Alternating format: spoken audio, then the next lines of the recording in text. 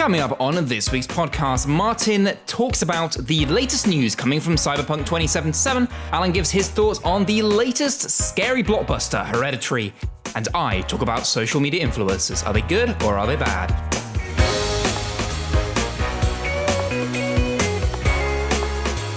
You're listening to the 3 Pixels Tech, Gaming and Movie Podcast, brought to you by Alan Taylor, Martin Gregory, and me, Ben Ridley. Hello and welcome back to the 3 Pixels Podcast. We are on episode 11. Thank you very much for tuning in. If you are new, hello to you. And don't forget to hit that subscribe button so you never miss an episode whenever they come out, including bonus-odes as well. And with that, I'm going to introduce the first co-host of the episode. You may know him unless, of course, you are one of these new listeners, which are popping up here and now. Alan. Hi, good afternoon. How are you doing, Ben? I'm pretty good, thank you. We are here in the very warm, very, very sweaty pod. I'm sorry, I'm not making it sound great, but we are in the podcast pod in the Media Works, here for another episode in White City. It's fabulous to be here. It's also fabulous to be here, sat next to my wonderful co-host, Martin. How are you? Thank you. You just know how wonderful it is. We're saying how nice and sweaty it is here. Yeah. Oh, okay. I really feel the love in here. You know? Oh, it's absolutely yep. beautiful. Yeah, before the puddles in a bit as well. Yeah, so we're doing our sauna podcast. Yeah. Yeah, we're all actually just completely naked right now. What we think about that, let's dive into this week's 2 Truths, 1 Lie. So it is my turn on 2 Truths and 1 Lie. The first item is I went to Beavers when I was a kid. The second statement is I had detention for fighting in school. The third statement is, and these all kind of been based around my childhood, so it's kind of childhood edition. The third statement is, I have attempted to play 6 instruments with differing success over the years. Quick question, what's Beavers? It's like brownies for boys. Yeah. So it's a preamble like to Hooters Scouts. or something. I don't know. When he just said, "Oh yeah, like, my childhood." I don't know. Parents think you do. No, so okay, so it's like a Scouts. Scouts. Yeah. But Scouts exists, doesn't it, for kids? No, it's Beavers. You go That is Beavers it. than Scouts. Mm-hmm. What age does Beavers finish? The end of primary into early secondary, that kind of age, generally. There is such a thing called Beavers. My friend Ollie, going back to my one a few weeks ago, he did Beavers. He actually invited me. But this isn't about me right now. This is about Ben and him lying. But if you want to question Martin on Beavers, feel free. I need a fact checker. Discussion. But yeah, generally Beavers is a thing. And that is the right age range? Yeah, sort of the same age. And I can believe it because I believe Ben's background, like his family and stuff, I could definitely believe Beavers. That sort of stuff, definitely. So to me, I think definitely Beavers is the right thing. What about cadets? Did you ever do cadets? No, cadets is something completely different. So you've got the army, like they're like army cadets. But that's what Scouts is training you for, isn't it? Not really, no. No, but you can make the jump to it, but no, well, kind of, yeah. But voyages. Scouts, but you can be an adult Scout, like Scouts Scout leaders last and stuff thing. like that. You're too hooked up on this Scout thing. It's a whole new world. I wasn't part of the cadets, no, because I was thinking about it at one point, going to the Royal Air Force version of it, because you could fly gliders and stuff. But anyway, it's not the point. And what's the second one? Sorry, you said about... I had detention for fighting in school. I once had a fight in school and got detention for it. Who did you fight with? So it was actually someone who I'm generally friends with in school, but we just decided, as kids do sometimes, that we didn't agree with each other, so we just went, okay, well, let's meet after school and have a fight. And it was after school. Oh, it was an organised fight. Yeah, haven't you ever had that? Haven't you ever had that in the kids in school, where you kind of agree, like lunchtime this time? Yeah. I feel like Adam has just not lived at all, because I'm like, I was never a child. I don't know these things. This is your fault. No, obviously you've been in scraps before at school, but it was never organised. Oh, yeah. You organised a fight, Martin? I've never been in a fight, I'll be honest. I think people are scared, like, well, Martin, he's a dangerous man. He gets down and dirty. We both kind of lost interest like halfway through. That's generally what happens. It's just like, yeah, it didn't really have any like real anger or anything. It wasn't like serious. But yeah, I know teachers will just see 2 kids scrapping, even if it's in fun or jesting. Exactly. Yeah. And it was like the deputy head. It's just the organising it. That sounds weird. I don't know. Very American. I just can't imagine Ben in a fight. I'm no offence here, Ben, but I just can't imagine you in a fight myself. No, but I can imagine a teacher misconstruing playing. Although, no, because to get to the point of giving you detention, she probably would have, or he would have asked you a few questions like, hey, what are you doing? Ben, what was your friend's name, sorry? Declan. Ben, Declan, what are you doing? Oh, it was like you were there. Are you asking me? Yeah, no, what? You know, he wasn't literally like that. He literally like put his hand on my shoulder and said, come to my office at first break tomorrow.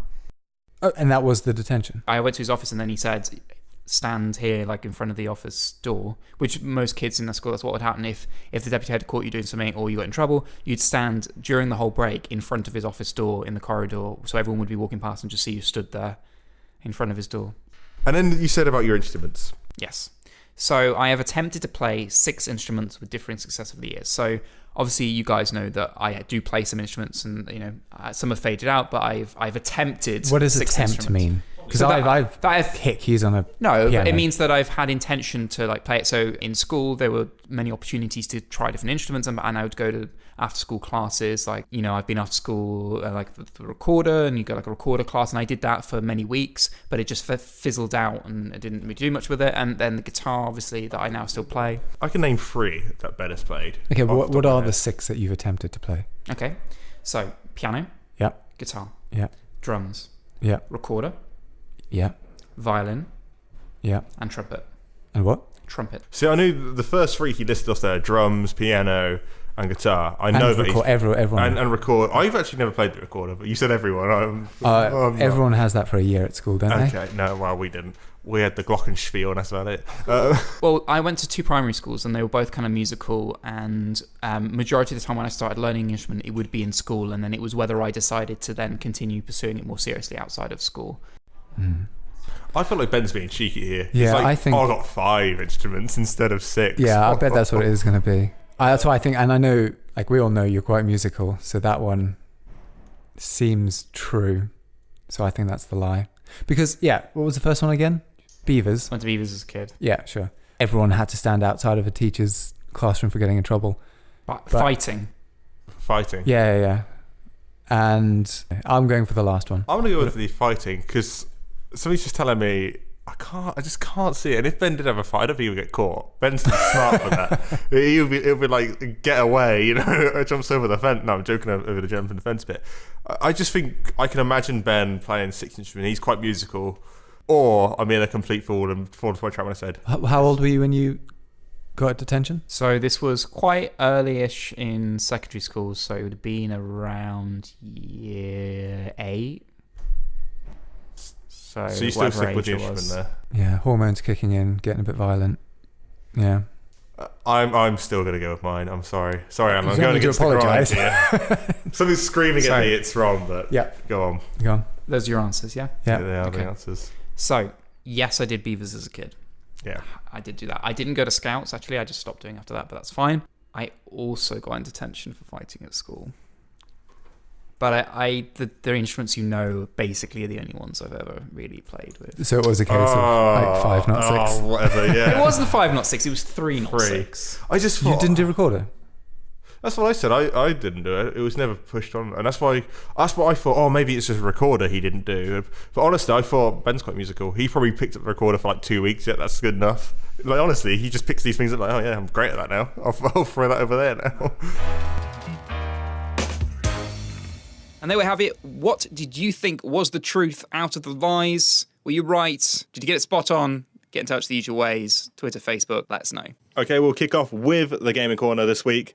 As promised, as from the last podcast, I would say I want to talk about Cyberpunk 2077. So here is what I know and what I've researched for you guys.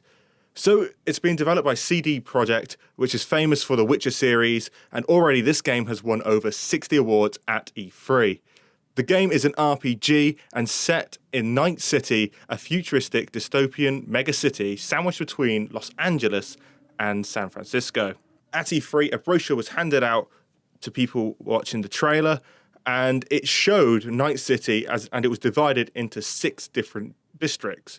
According to the brochure, in the middle is the city centre, a massive skyscraper and a massive, huge skyline. It's the first thing you see in the trailer as it's coming through the train. You see the big old skyscraper. It's where the corporates and the big mega powers are all situated. Moving outwards, you get the Watson district. This is sort of populated by immigrants, a mix of Asian cultures, filled with bazaars and markets. Westbrook includes touristy Japantown, as well as city's wealthiest citizens. And there's another place called Haywood. It's another wealthy district. However, it's predominantly Latino with a budding gang problem, which is also very illustrated in the trailer. You see a lot of gang warfare, and I think that's where most of the main story, if I would have to guess, is going to sort of accentuate. I think I'm going to butcher this, but it's Pacifica surfaces as the city slums, which are more abandoned and overgrown by gang activity. And finally, there's an industrial sector of Santano Mondingo.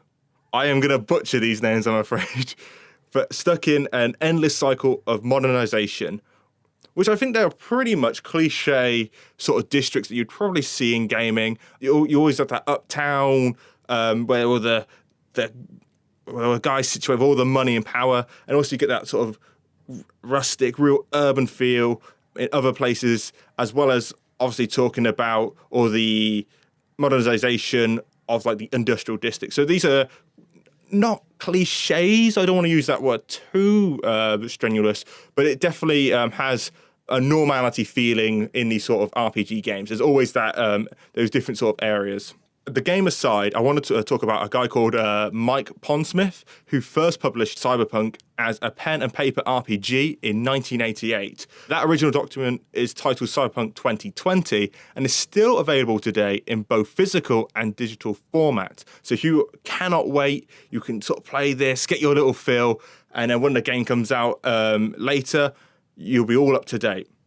So let's talk a bit about the gameplay. Not much has been sort of talked about the gameplay, but here is what I did eventually dig up after a few hours of research. It did take me a while, but it's a first-person shooter perspective. There'll also be third-person views, but then pretty much limited to the cinematic sequences like narrative cutscenes, as well as the driving sequences throughout the game. There will be also a skill unlock system, as well as in these many skills you unlock, there's stuff like bullet time to sort of slow down time around you, as well as other ones that sort of have silhouettes of bad guys behind walls. So it almost feels a bit like Witcher sort of lock sequences. However, I could only manage to find only 3 main categories. They are the small arm skills, melee combat skills, as well as hacking skills. So there's a massive multitude, and it's nice that you can go still through. You want to be like a full-out melee guy or an absolute intellectual with their hacking skills. So there's a lot of customization for your character. So that is pretty much what I dig up, which might interest you, as well as I do want to report on a lot of things that have already been said about. There's all this fan theory about, it's all connected to the Witcher series, which is a topic for a different time. But I'll start with you, Alan. You were the one who was most excited for this game. Is there anything that I've read out or that I haven't said that has piqued your interest? I mean, I'm mainly excited about this because I'm a massive fan of The Witcher, and the developers, if it's just The Witcher set in Blade Runner universe, that sounds perfect to me. I wish there was more details about the gameplay, because obviously this is the first time they're really doing things with firearms, with ranged weapons, but I can't fault them for any of their open world stuff or any of their story work. So I'm very excited. Yeah, like you said, there was very little. Originally, I was going to write as this podcast. There was little to none. But like I said, it took a few hours for me to really research some of this. And even to get this far, I was quite happy to find this sort of goldmine. I read so many different forums, all sorts. So this is what I could sort of base upon. Overall, people are very skeptical about the gameplay, but they shouldn't really be, because the Witcher series has been a massive hit, especially for, The Witcher 3 was huge. But other than that, I don't think there's really much concern. Would you agree? Yeah, no concern at all. If I had to trust anybody to make a game, it would be them. Excellent. And yourself, Ben? I know you have. You didn't really state this game before, to my memory, but anything that I've said, that I haven't said, or are you excited about this game or anything like that? I think this would be the first game by these developers that I'll actually go and play. I haven't played The Witcher. It just didn't seem the type of game for me, and I'm not a massive RPG fan. I mean, is Sims an RPG? No. Okay, then I'm not a massive RPG fan. Okay, no. I would say that it has piqued my interest. It looks very, very interesting. I didn't know about the older games. I honestly have come in it quite fresh and just seen the excitement around it and seen what I've seen so far. And I am looking forward to learning more. And if I like what I continue to see, then I am likely to give it a try. And I feel like Alan's probably going to buy it anyway, and maybe I'll get to play it or see it through that and then make my decision. I'm not going to rush out immediately, I don't think, only because I'm a bit cautious to whether this is the type of game that I will dig into or not, but I can 100% see why there's a lot of hype around it. Have any of you guys played the older ones or the actual retro one that you mentioned? Oh, no, I haven't played the on paper RPG, no. Although, speaking of it, when I found that out, I thought maybe I should go play it or get a feel. I don't know. I feel like what I've seen on the trailer, I'm happy enough to sort of leave it. And a bit like Alan said, I do sort of trust CD Projekt to make this game. The only real concern now, really talking about it, is I don't want it to become what many games have fallen into the trap of recently, where it's become so overhyped to the point of when you play it, there are bugs on first release. Like The Division? Yes, and that's exactly the one I was going to go to. Or like The Witcher 3. That game was broken when it came out. Yes, it was very broken. But people sort of forgot about that, though, after a while. Yeah, like, they did fix it, but there was so much ground to recover. And speaking about sort of The Witcher, I'm surprised you didn't say something about Gwent, the card game. The card game. That is... Everyone loves Gwent, so I wonder if there's going to be like a new installment for the Cyberpunk 2077, or at least a reference in the game, which I guess people always like to see. Alan, is this an instant buy from you? Probably not. I don't instantly buy any games because they're always released broken. Especially on PC, generally. Yeah, games take about a month to get into it. I'll be happy to hear what you guys think at home. You can get in touch with us at the Free Pixels Pod. You can also email us with hello@the3pix. I can't do that. I cannot do this. Martin, you can also email us, can't you? hello@the3pixels.com. Oh, I tell you, I could. That was a massive tongue twister. Or what can they also do? They can also follow us on Twitter at the Free Pixels Pod. And on Facebook? No. There's no Facebook. There's no Facebook. Okay. It's Well, the free, just type in the Free Pixels and we should come up instantly. Exactly. There we go. I was in Boston recently and I managed to find some time to go down to this really cool, very old art house cinema called the Coolidge Corner Theatre, and I saw a movie called Hereditary. First, light the candle, then choose an item that belonged to Grandma. Then read this out loud. It's to make things start. She isn't gone. I think my mother put a curse on us.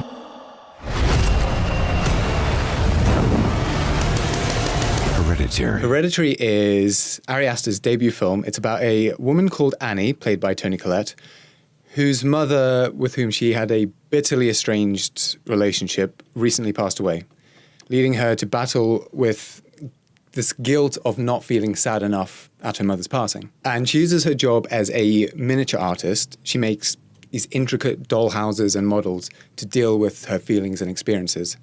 In fact, the movie starts with this push in to one of her doll houses, which seamlessly starts the story by showing her everyday, ordinary life, where we meet her family, her exasperated but supporting husband, her son who's turned to drugs to deal with a lot of the family's secrets, which are explored later, and her daughter, who is wonderfully strange. She makes these clucking noises, she creates these gross, morbid art pieces, and she desperately misses her grandmother who's just passed away. All of which is much to the dismay of Annie. And this initial push into the doll's house implies that this whole movie is an artifice, a construct of Annie's anxieties. So far, so good. The first act of this movie is phenomenal. It makes so many unexpected decisions. I don't want to go into the specifics of them because that would betray the shock of this one scene I'm talking about, but it was the most heart-stoppingly traumatic moments I've seen for a long time. And this moment leads us straight into the horror. We are taken through a supernatural journey that plays on whether the grief brought this onset of ghostly terror into the family or whether the family was cursed all along. The supernatural elements aren't really a twist in the movie. It's worn on its sleeve, it's thoroughly embraced. For most of the movie, there isn't much in the way of jump scares. The horror comes from the atmosphere. There's a stillness to the way it looks. The slow, omniscient camera work forces us into these uncomfortable, intrusive perspectives. almost like we are a ghost in the house or an observer looking into a doll's house. The sound design is wonderfully used. The diegetic sound does a lot of the hard work for the horror, more so than the music. I like the fact that it's a really slow ramp up into the madness. But unfortunately, the bridge from the uncomfortable family horrors to the, I thought, quite satisfying ending, the bridge itself is very disappointing. We're swamped with these modern horror cliches. It takes us through gimmicks that feel out of place, cheap scares, meaningless House of Horror tricks. Although I liked the ending, I didn't feel like I knew what the movie was about, if anything, you know?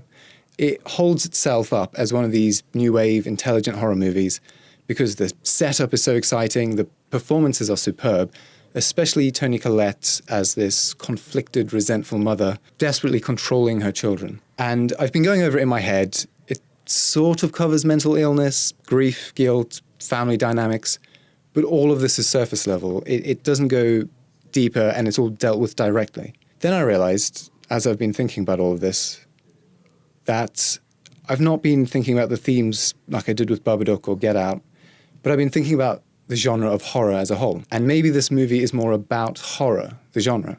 Back in the 70s, we used to have movies that were about things, usually social commentaries or psychological analysis. The Exorcist was about a place of faith, the place of faith in the modern day, which this movie is being, I think, unfairly compared to.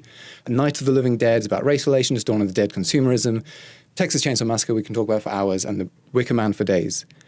And then producers kind of figured out that these were very cheap to make and they had mass appeal. So as we went into the 80s, obviously horror movies became goofier and fun. 90s were teen slasher movies, and then after the millennium, found footage and torture porn was in. But now, as I said, we're getting back to movies that are asking questions again. Obviously, Babadook being the gleaming modern example about horror dealing with loss and grief, which I don't think Hereditary really lives up to. And thinking about these trends and how everything's evolved, horror movies have always been the most interesting to pull back the curtain and see how and why they're made and the business models behind them, especially the recent Blumhouse model that's been very successful. And it's just making me think that Hereditary doesn't really fit into the types of horror movies that we have now. It's a Fright Fest Insidious type movie wearing the clothes of a higher brow horror. Honestly, though, that is just me nitpicking. That isn't a bad thing at all. There's nothing wrong with a surface-level horror movie. And at the end of the day, is it scary? Yes, I think so. I was very shaken by this movie. Like I said, I was in this old Art Deco theatre, ornately decorated, and the way the shadows moved around the room. Obviously, that's just my personal experience. You might not have that, but that was terrifying. I was the only person in the room, didn't help. And yeah, very tense.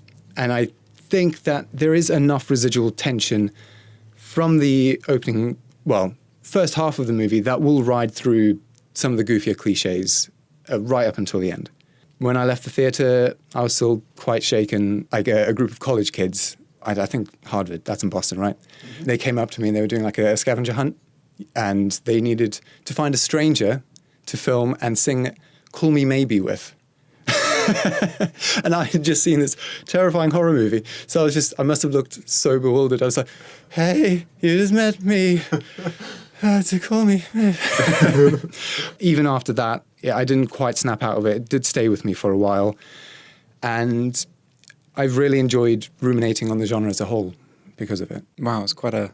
That's quite. I felt like clapping after that. That was a proper. That was a proper speech. That was. I thoroughly enjoyed your analysis of going through the different decades of horror, and I'll agree with all what you said there. But let's now talk about the film itself. Let's bring it back down to earth now. Yeah. When you said about leaving, and you still felt these effects, even after the joyful song of Call Me Maybe by Carly Rae Jepsen. Of course. I think then, would you say the psychological horror that was going on the screen was also amplified into the person's own head, and it kept staying with them? That's exactly what I thought when you said all this. Maybe this is a different threshold that you've not explored, or something I'm getting a completely different message to. Unfortunately, no, it wasn't really the themes. It was all the surface level horror, the music, the camera work, the performances, and I can't stress how amazing they were. The direction was great. It's just this underlying, it lacked a layer of complexity and depth that we've been seeing in a lot of movies, like It Follows, Get Out, The Witch. I always find with like these complex horror films, bare bones of it, horror films that mostly are there to scare you, jump scares, and that's how I've always seen it. Completely disagree. So that's where I'd differ with you completely. I'd say that's very... I think a good horror, and exactly the same with sci-fi, is if it's about something, you can get so much more out of it. Like with Get Out, I was talking about it for hours afterwards. Right. I don't know, maybe I wasn't so shocked and scared afterwards. Maybe that is a... Well, no, because Babadook, that was a scary movie and that had something to say. So I don't think it's a trade-off between having something to say and horror. But not every movie has to have something absolutely. to say. And I did say that in my review. It's not a bad thing that it didn't. It's just I wasn't... It was holding itself like it wanted to be. Yeah. It spoke like it had something to say. But really, but in actuality, it was just... noise. No, that's not fair. It was a very good movie. I really enjoyed it. Sorry, obviously people can't see your facial features, and how I'm reading it is like you're sort of torn between saying, yeah, it's a really great movie, that's what you're saying, but at the same time saying, I didn't really enjoy it. It's quite hard to read you right now. Okay, well, explicitly, I had a really good time with it. Okay, you did. I say this about most things. I did go in blind, not knowing anything. I've since seen all the posters comparing it to The Exorcist, The Shining. I think that does a film a bit of a disservice. I don't know if I would have enjoyed it as much going in thinking this is going to be the scariest thing ever. Yeah. So stay away from it as much as you can until you go see it, I think. You just told me the review. Is this... Yeah, you're right. Sorry, guys. Is this for horror fans? So I was thinking about that as well. This movie makes a lot of references to old horror movies. It's a love story to the horror genre. I don't even know, because there's some very explicit and... I would say story-dependent references to The Shining, to Rosemary's Baby in particular. The story itself is a massive homage to that. But it doesn't really play with that. It doesn't pay... Like, it makes these setups and references, but it doesn't pay off on them. Do you know what I mean? So could you walk into this film having seen basically no horror films or have real understanding and still get the same level of enjoyment out of it? Yeah. So it doesn't go deep. I it doesn't go deep into... That's why I'm saying that these comparisons with these other movies are doing it a disservice, because people are going to try and make those comparisons. They're going to have these expectations. Yeah. So let's just say we're 10 years now into the future. Would people still be talking about this film, do you think? Or is this like one and done, see you later? That will be the test. Okay. Because, we're very recently released. It all depends on how the audience reacts to it. It's still early days, really. Yeah. Anyone could See, I'm cutting its legs even before it's fully developed. So if you want a good scare that's going to stay with you, definitely go see this movie. And let me know what you thought. Am I completely on the wrong track? Actually, if you found meaning in this movie, please let me know what it is. I've been racking my brains. I've been reading all over the place to find some insight into it, because maybe it just didn't speak to me and I missed something. So, Ben, what's our email? It is hello@the3pixels.com. You can also tweet us at 3pixelspod, or drop us a Facebook and just search the 3 Pixels. Thank you very much. We've all heard about vloggers and bloggers earning big money promoting brands' products on their social media pages. Known by outsiders as the millennial influencers, these people are internet stars in their own right and can earn as much as $20,000 per post, according to various social insight websites. But more recently, it seems that a number of them have been caught gaming the system, buying armies of followers from firms that use automated bots to create fake accounts and simulate interactions. Consumer goods giant Unilever, one of the biggest advertisers in the world, has had enough of influencers trying to cheat. It's calling on greater transparency in the influencer marketing industry, fearing that consumers may no longer trust influencers or the brands that work with them.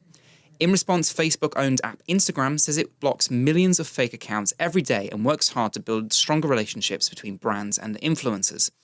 But genuine influencers are concerned that they will be punished too. I'm so against bots, says New York-based Olivia Rink, 27, a fashion and lifestyle blogger who used to be a cheerleader.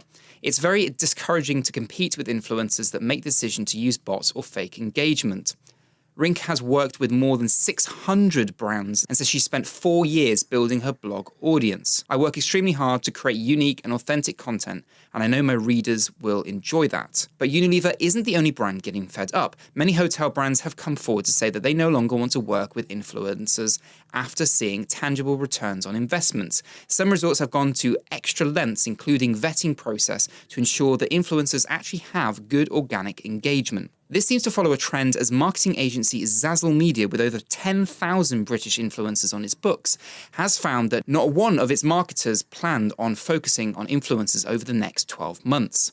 Managing Director Simon Penson said in a quote, "One, it's difficult to measure how influencers affect sales, and two, there's this underlying issue about bots behind it that's prevalent and growing." Unilever isn't ditching influencers completely, however. The idea of endorsements is nothing new. You can trace it back to the days when Hollywood stars like Rita Hayworth and Lana Turner would appear in our soap adverts, says Unilever Chief Marketing Officer Keith Weed. But social influencers add a new and complex dynamic. We want to develop meaningful relationships with influencers who are passionate about their audiences, as are we about the people who use our products every day. A lot of these internet celebrities stress that Instagram isn't just about snapping pretty pictures. It takes hours to produce and style the photo shoots, plan and create content, engage with readers, and pitch ideas to brands. I work at least 70 hours every week on my blog, says Miss Rink. I personally grew up on YouTube not only as a consumer but as a creator. I've experienced all kinds of content deals taking place and have even done some myself. It's tough. As a creator, you'll always battle with a tide of people who see something as it is displayed and assume that no real work or effort has been put into making this piece of content happen. A lot of people bear the thought that the online creators shouldn't earn money from their work because it dilutes the honesty and creates some sort of fakery. And there is some truth to that. Some creators do see green and forget about the consequences. But a lot of creators don't do what they do to be business people, and the pressure of towing the line between keeping brands and fans happy is tough. So what do you think? Have influencers ever worked to you as a consumer? Have you ever bought anything as a result?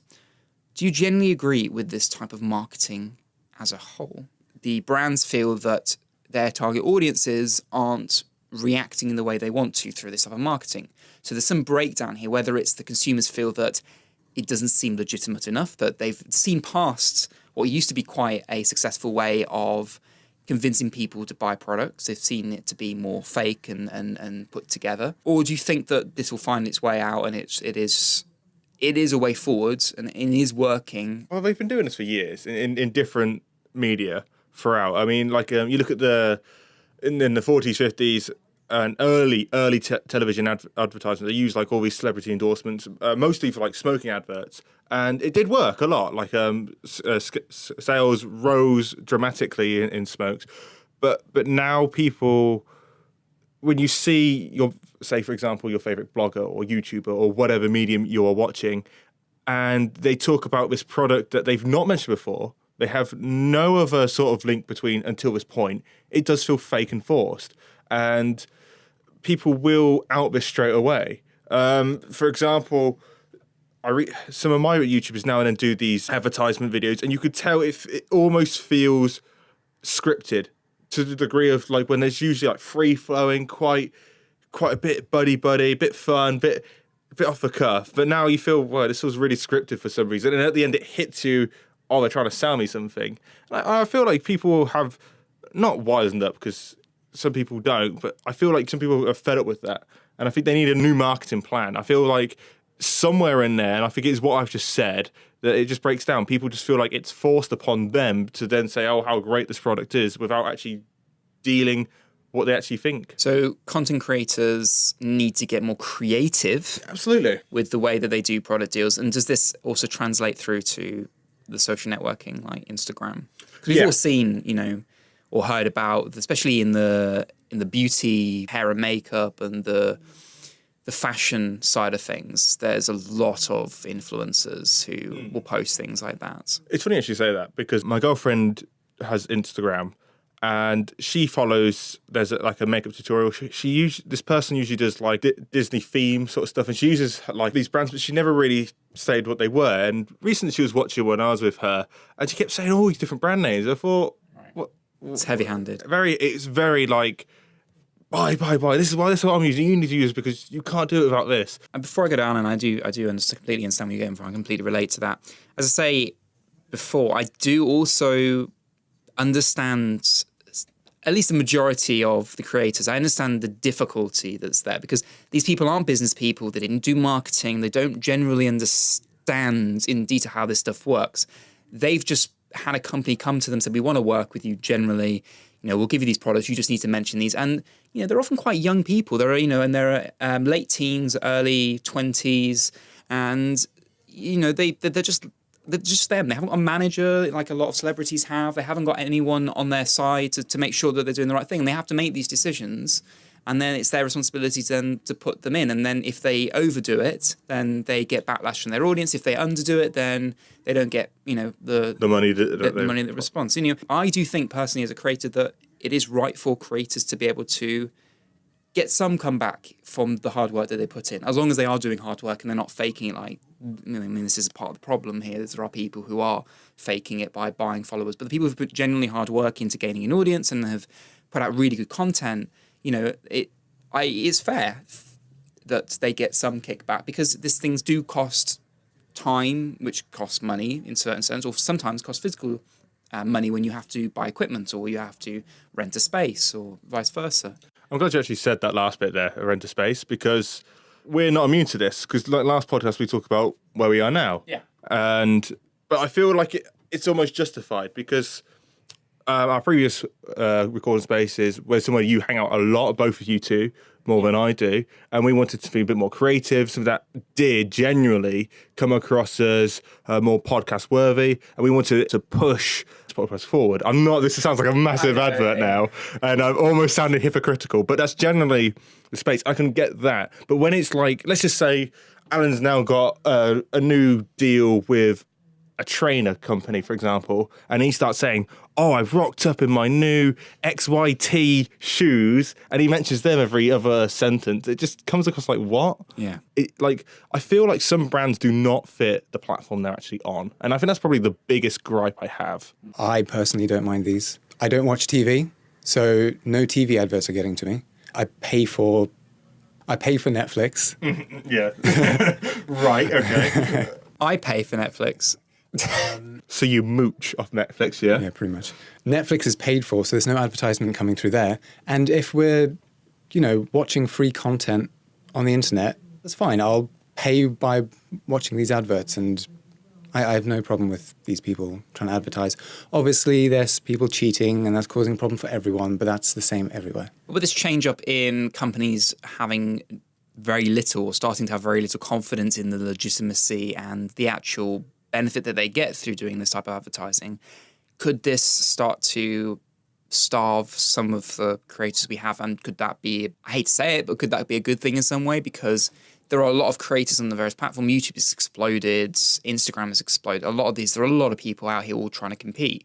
So if companies are going to be a bit stricter with who they work with and vet them, do you think that could be beneficial? But I mean, you shouldn't just assume free money because you're making content. No. You've got to be good enough to have them come to you and say. But you are stopping the people who have money in their goal, because that's the people who are setting up the fake accounts. All they want is the money deal. Why else would they do it? Like you said, YouTube exploded, and it almost feels like these companies are playing catch up now, and they are literally just chucking bucket loads of money at different YouTubers. And I think it would be a bit of a rain check. Personally, I feel like they should stop this endless supply of money, it almost feels like, towards YouTube. I feel wherever you go, and I understand you want to make money off this living, because for some people that is their living. But, some content users just, I would say, abuse the system. And I think genuinely it would be a good rain check on it, because you think probably before 2011, 10 sort of time sort of happened. People were doing it just for fun. People were making a bit of money and were making like these advert deals, but they were not ludicrously lucrative as they are now. So I think personally it would be very beneficial.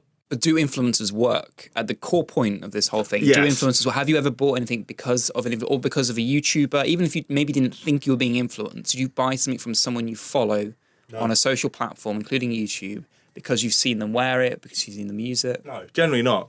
And I've never, ever been envious of any YouTuber or any platform upon like Instagram or anything like that. I've never gone, hey, that's really great, I'm going to buy that. Because I don't know, maybe I'm work differently, I guess.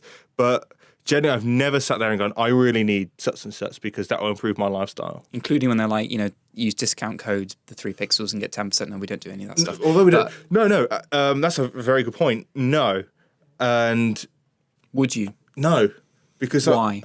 I feel like it's dishonest, and I feel like there'll be later repercussions for no reason. I generally can't accept that. So there's a level of trust. Yeah, You I feel don't like trust that they're recommending you in good faith. Let's take this for example. I used to and still do your YouTube channel, and let's just say I didn't know you previously before this, and you said use the key code T, for example. You get a 10% discount when you go to, where do I go? Shop. Let's shop. just say any shop in my hometown, for example. Oh, I think, great. But I feel like I don't know you on a personal level. If I know you in person and I've met you a couple of times, said, oh, Martin, I've got this tea shop voucher, it gets you 10% off. I'd accept that because I know you as a person. I know what you're actually like and what you dislike. And for me, on screen, I don't know you on that personal level. You could give me something that you have absolutely no interest in, and I don't want to go to these shops and I feel like I'm going to get into some sort of trouble. Maybe that's how I feel, but that's generally... So there's a level of distrust there. Yeah, in absolutely. some sense. Alan, do you feel the So, same? do you know Wayne Rooney personally?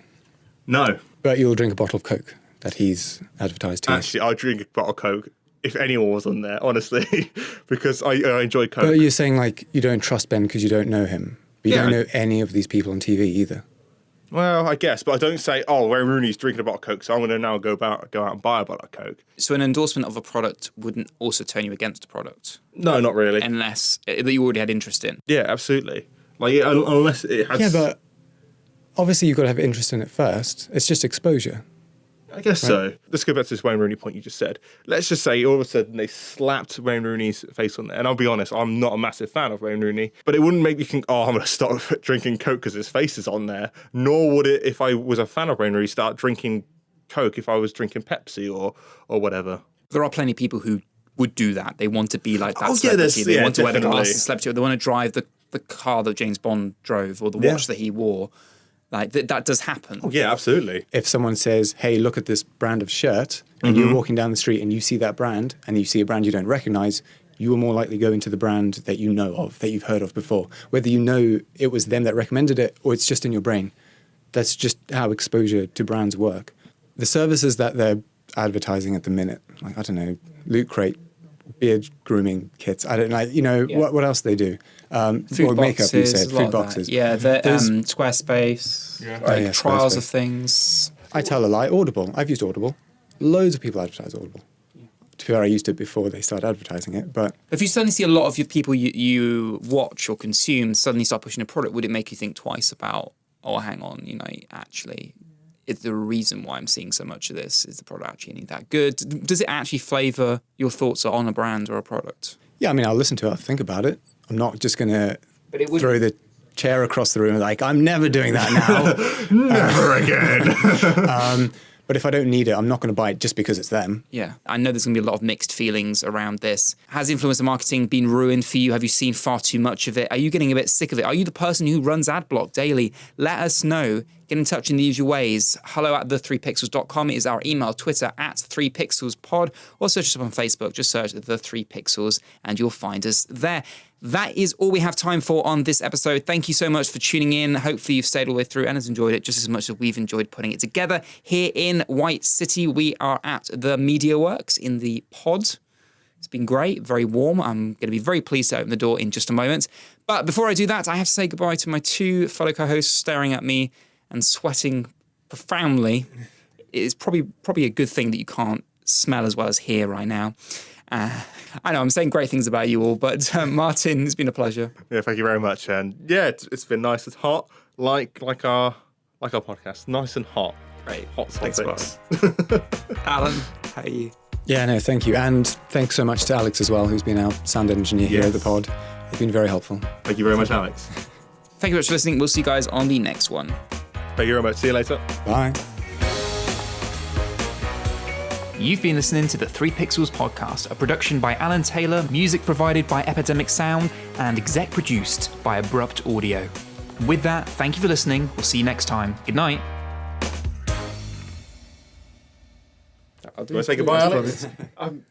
You sure? I'm really fine. You're opening the door now. No, it's cool. Use ad blocker. Yeah. I know. I'm a horrible human being. aren't I? YouTube Premium's in the UK now. It's been in the US for ages, but now they've got it in the Do you UK. know actually what led me to AdBlocker?